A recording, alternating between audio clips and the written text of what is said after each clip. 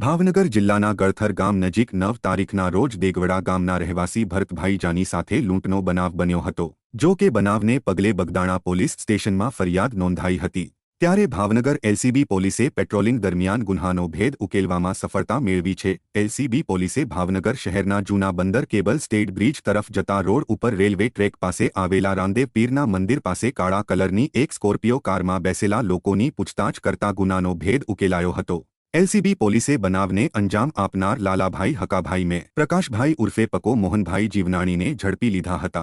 જ્યારે ગુન્હામાં સામેલ ફરાર દિનેશભાઈ ઇલુ રામચંદાણીને પકડવા તજવીજ હાથ ધરી છે। એલસીબી પોલીસે રોકડ 2,70,000 અન્ય મુદ્દામાલ સાથે 13,70,000નો મુદ્દામાલ કબજે લીધો છે।